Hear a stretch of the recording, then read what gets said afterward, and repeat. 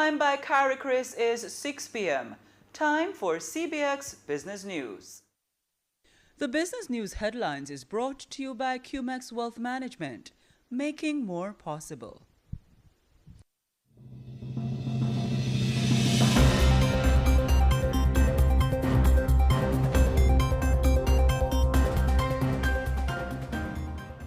GK shifts strategy. IDB flags wage pressure and Broadcom takes a hit. Good evening and welcome to CBX Business News for Friday, December 12, 2025.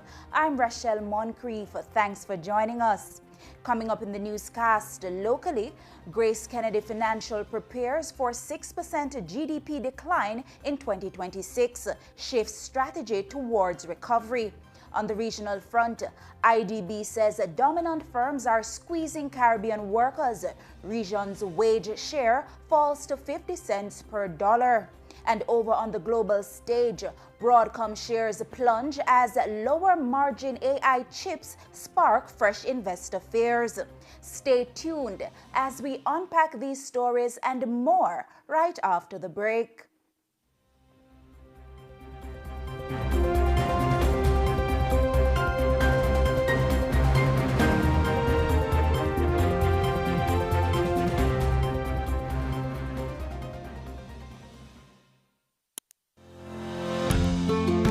Wealth is not simply counted in dollars or cents, but in the time we spend with love, in love, giving love. Wealth is not simply a means to an end. It is the means to live out loud.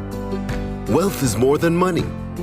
It's about family, the memories you create, the legacy you leave behind, and your ability to enjoy life in the moment.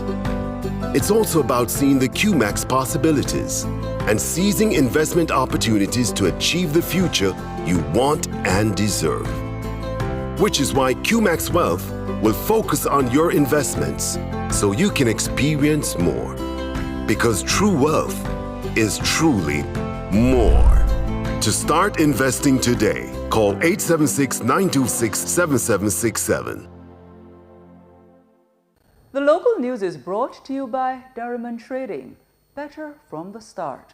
Development Bank of Jamaica, facilitating economic growth and development. Caribbean flavors and fragrances, tease the senses, and Pulse Investments.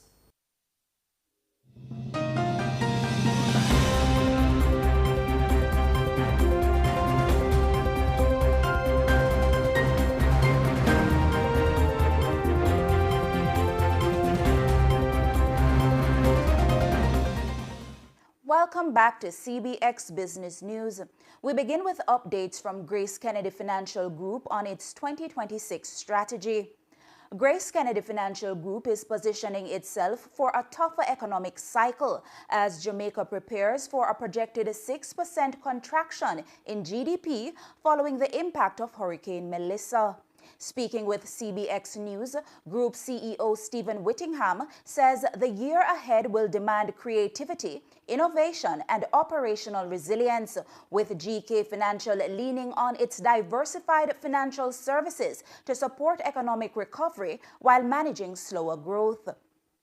So the Grace Kennedy Financial Group has been growing very significantly.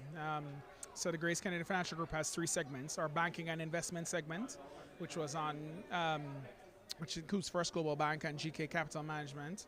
Then we have our insurance business, which is our general insurance, GK Insurance, Key Insurance, our life and health, Canopy Insurance in Jamaica, GK Life in 14 other Caribbean countries, and Allied Insurance Brokers, which is a leading brokerage here in Jamaica. And our money services segment, which is our Western Union business, and Bill Express and FX Trader. So we have a diversified financial group.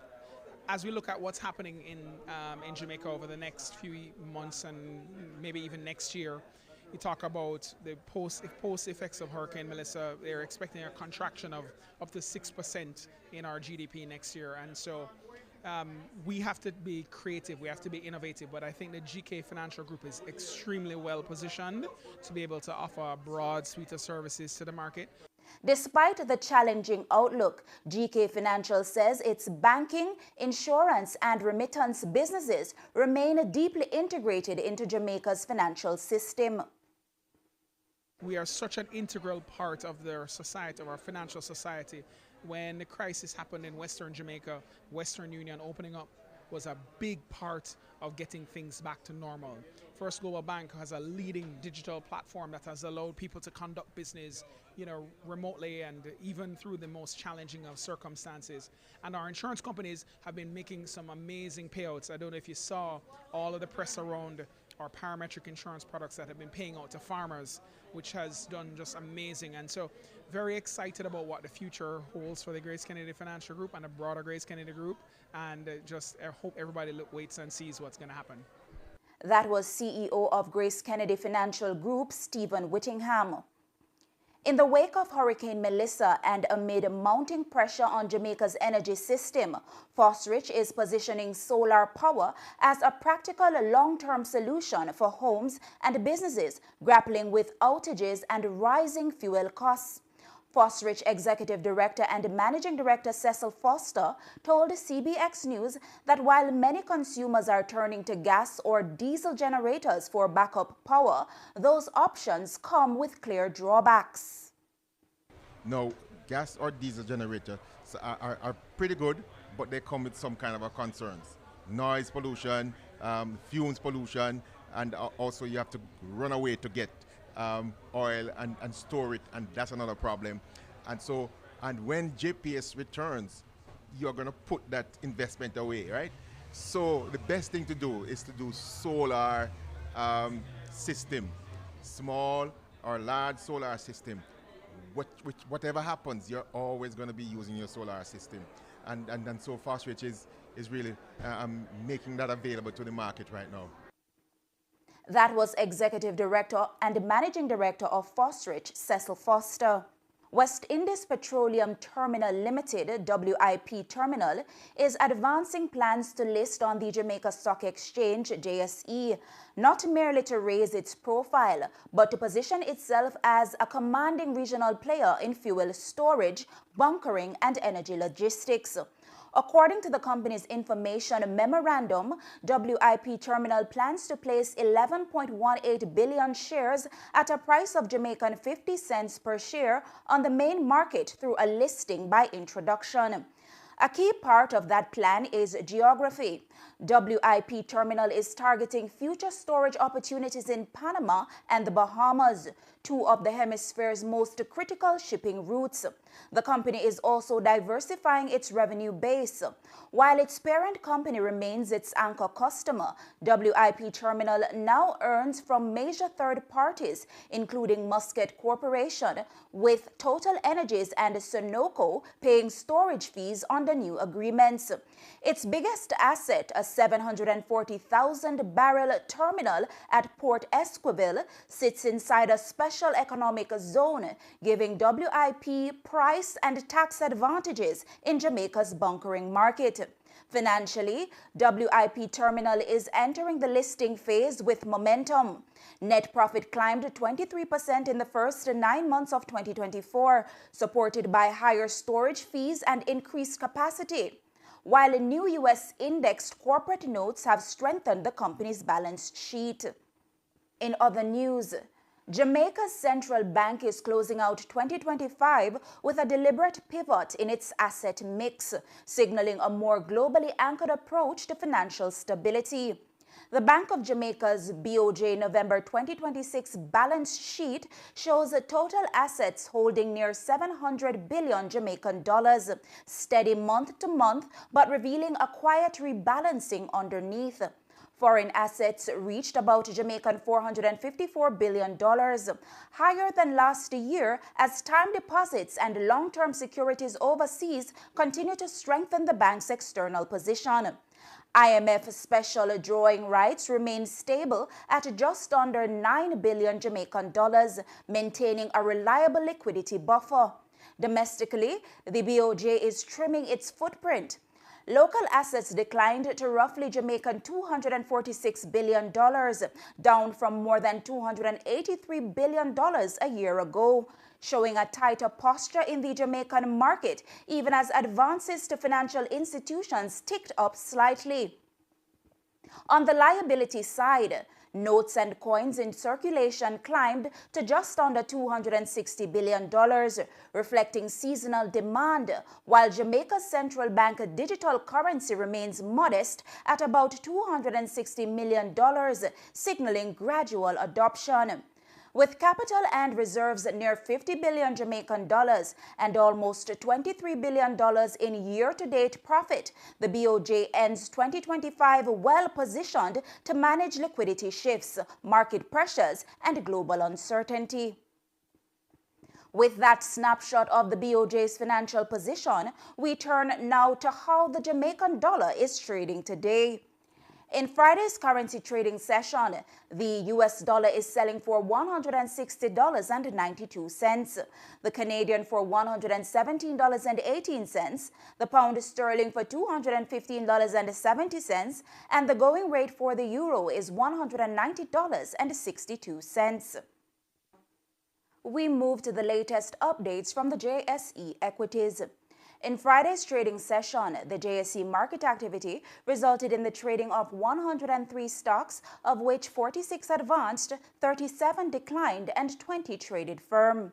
The winners today include Sagicor Real Estate X Fund, Cygnus Real Estate Finance USD, Iron Rock Insurance Company, and JMMB Group 7.15% cumulative redeemable preference share, while leading the losers are First Rock Real Estate Investments USD, 138 Student Living Jamaica Variable Preference, and Cygnus Credit Investments USD Ordinary Shares.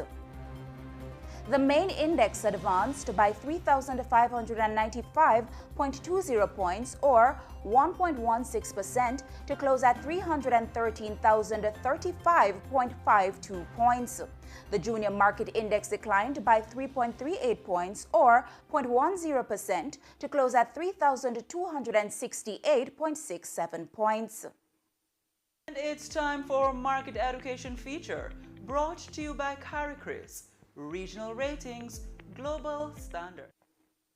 In today's market education feature, we're talking about quantitative easing, or QE. Quantitative easing is a major monetary policy tool used by central banks when traditional methods like lowering interest rates are no longer effective. Through QE, a central bank buys large amounts of government or other securities on the open market. This increases the money supply, lowers interest rates, and boosts liquidity in the banking system, encouraging banks to lend and invest. The U.S. Federal Reserve used QE during the 2007 to 2008 financial crisis and again during the COVID-19 pandemic to stabilize markets and support economic recovery. Central banks generally turn to QE when interest rates are already near zero and economic growth is weakening, making it one of the few remaining tools they can use to stimulate the economy. The Market Education Feature was brought to you by Carrie Chris, Regional Ratings, Global Standards.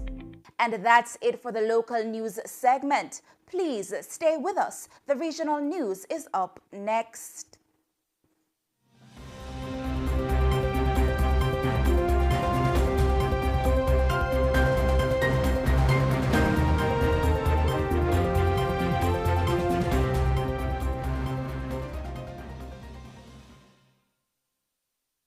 The local news is brought to you by Diamond Trading, better from the start. Development Bank of Jamaica, facilitating economic growth and development. Caribbean flavors and fragrances, tease the senses, and Pulse Investments. It smells so good right now.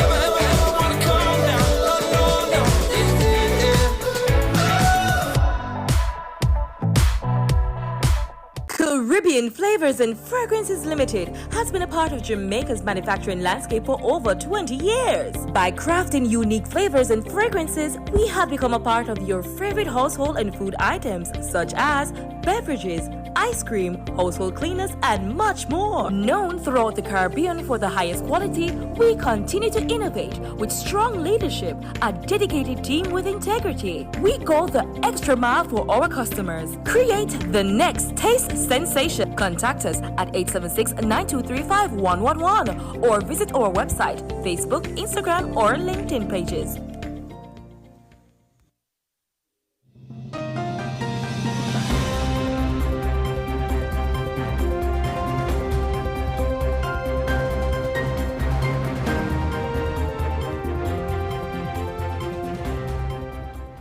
Welcome back. And now for the regional business news. Workers across Latin America and the Caribbean are losing ground as dominant firms tighten their hold on wages, according to new research released by the Inter-American Development Bank, IDB. Lead economist at the research department of the IDB, Vanessa Alvarez, says the study shows that employees in the region now take home just 50 cents of every dollar they produce, far below the 80 cents captured by workers in advanced economies. What we observe in the data is that markups are well above 1 for both for developed economies as well as for Latin America and the Caribbean. But they are much higher in our case. As the president says, they are about 35%, that gap above cost, whereas for developed markets, that's about 20%. But probably some of you are wondering, that's not excess profits. That's just exactly what the firm needs to actually pay for very important fixed costs. For example, if you want to be more productive, you have to invest in research and development, in brand development, as well as in advertisement and others.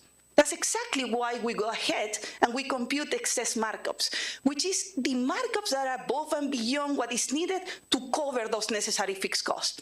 And what we find is the same. Excess markups are much higher in the region than in advanced economies. The IDB links this wage squeeze directly to limited competition, steep markups, and concentrated markets that give large firms outsized control over prices, margins, and pay. That limited competition is translated in higher living costs for consumers in the region. And that same limited competition, what it means for workers is lower wages. So what I'm showing here is how many cents a worker takes home for every dollar that they produce as a value in the firm they work for. And in a perfect competitive environment, that's going to be equals 1. The dollar, the worker should take home the entirety of the dollar they produce for their firm. That number is actually far below 1, even in advanced economies, where workers take only 80 cents per dollar. And in the region, we have a huge heterogeneity to observe, but on average, it's much lower. It's only half of the dollar what they take home. That was lead economist at the research department of the IDB, Vanessa Alvarez. Hurricane Melissa may have passed, but across the northern Caribbean, the real storm is now financial. Governments and aid agencies are warning that recovery funding is falling far short of what's needed, even as the economic fallout deepens from Haiti to Cuba. In Haiti's southern region, where farms once supplied plantain, corn, and beans, entire livelihoods have been wiped out. The UN's World Food Program says 5.3 million Haitians now face daily hunger, while agricultural communities have lost both their crops and their income base. Yet, WFP's U.S. $83 million appeal is only half funded, leaving a widening gap between need and available resources. Cuba, meanwhile, evacuated more than 700,000 people and avoided loss of life, but 53,000 residents remain unable to return home, putting additional pressure on local finances and disaster relief systems nearly 2 months later. Across the region, the numbers tell one story. Melissa has affected 6 million people and pushed 1.3 million into urgent need of food, security, or other essential support. With only partial funding available so far, international agencies warn that the Caribbean's recovery hinges on filling a growing financing gap before economic conditions deteriorate further. And Caribbean professionals eyeing U.S. tech and specialty jobs are facing a new compliance hurdle as the U.S. Embassy in Port of Spain announced that all H-1B and H-4 visa applicants must switch their social media accounts to public settings for screening. In a notice posted on X, the embassy says, effective immediately, all individuals applying for an H-1B or H-4 non-immigrant visa are requested to adjust the privacy settings on all of their social media accounts to public to facilitate vetting necessary to establish their identity and admissibility. The message was paired with a graphic stressing that every visa adjudication constitutes a national security decision. The move amplifies rules first introduced in 2019, requiring applicants to disclose their social media identifiers. It also follows a December 3 announcement from the U.S. State Department that starting December 15, online presence vetting will formally extend to H-1B workers and their dependents. It's now time for news from the Trinidad and Tobago Stock Exchange. Overall market activity resulted from trading in 18 securities, of which 3 advanced, 7 declined, and 8 traded firm. Today's winners are JMMB Group, Trinidad Cement, and Agostini Limited, while leading the losers are Guardian Media, National Enterprises, Republic Financial Holdings, and National Flour Mills. Trading activity resulted in the following movements. The All-TNT Index declined by 5.88 points to close at 1,339.99. The Composite Index declined by 1.85 points to close at 932.20. The Cross-Listed Index advanced by 0.36 points to close at 69.41. The SME Index remained at 94.31. And we take a short break, but please do stay with us. The international news segment is up next.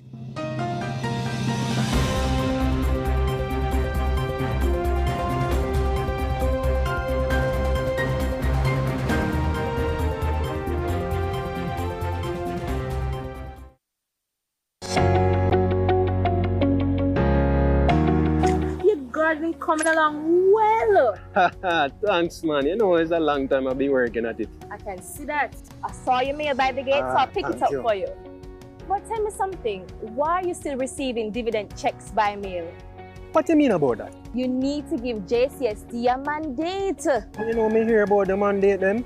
I'm going over there right now. A mandate means giving instructions to the Jamaica Central Securities Depository Limited, JCSD, relating to the handling of your dividend or interest payment. There are 3 types of mandates. The first is a bank mandate. The second is a hold mandate. Lastly, we have what we call a third-party mandate, with which the investor may wish to send their dividend or interest to someone other than the parties on their account or institution of their choice.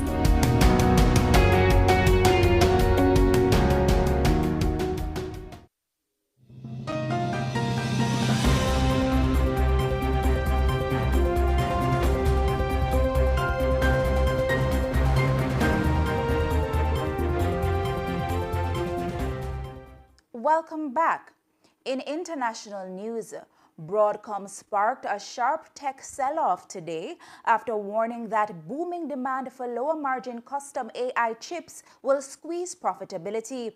The stock plunged more than 11%, threatening to wipe out over $213 billion in market value and deepening investor concerns about whether the AI boom is financially sustainable. The warning landed just a day after Oracle shed nearly 11% on similar fears tied to high capital spending for AI infrastructure.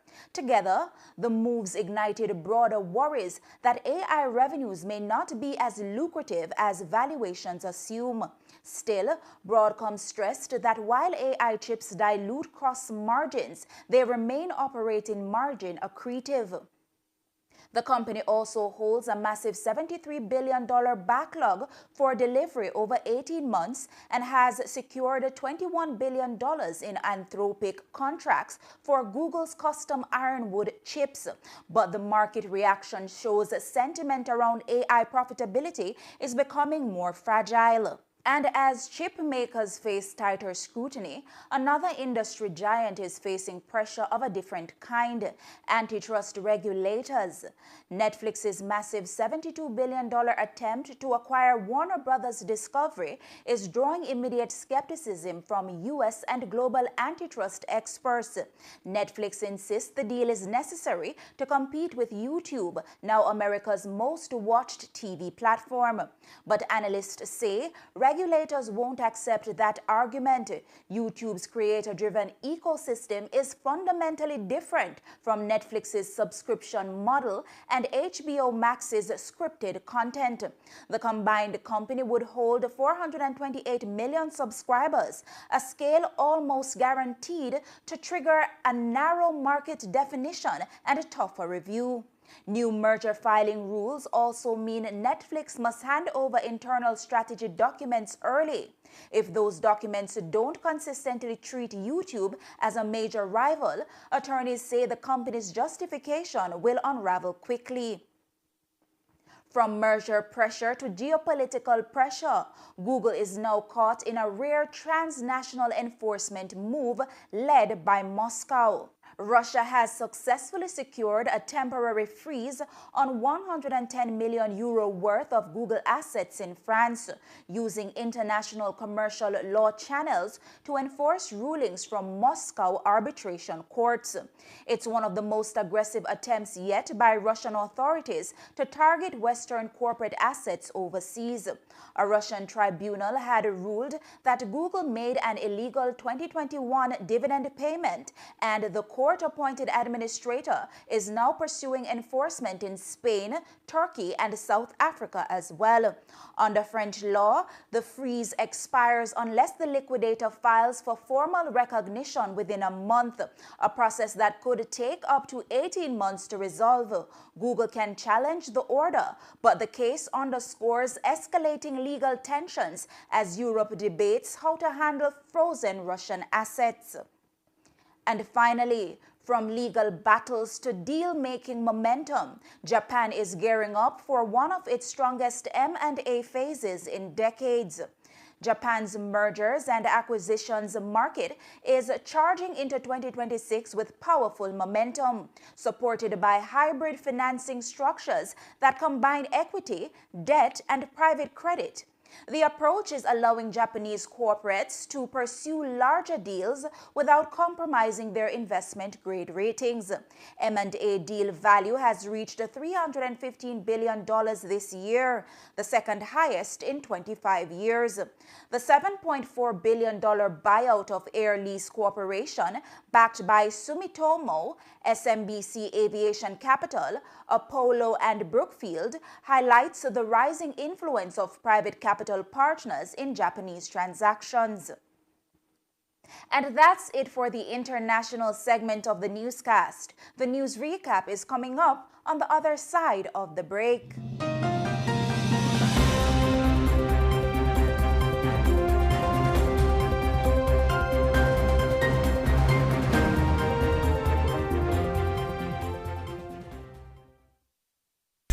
Are so much book you need for high school?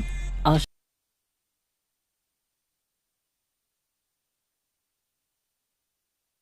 show you how to make sure you have all the money for my books and even some extra. It's called budgeting, Dad. Making a budget is the most important thing you can do to track your money.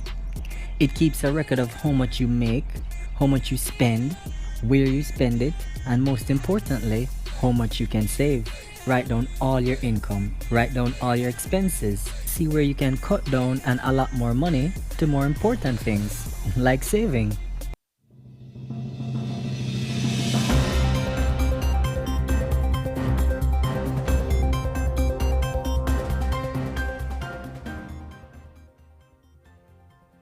And now to recap our top stories. In the local news, GK Financial prepares for 6% GDP decline, shifts strategy towards recovery. Regionally, IDB says dominant firms are squeezing workers. Region's wage share falls to 50 cents per dollar. And internationally, Broadcom shares plunge as lower margin AI chips spark fresh investor fears. Those were the stories making today's CBX Evening News. On behalf of the entire production team, I'm Rachelle Moncrief. Thanks for watching CBX, your region, your business, your source.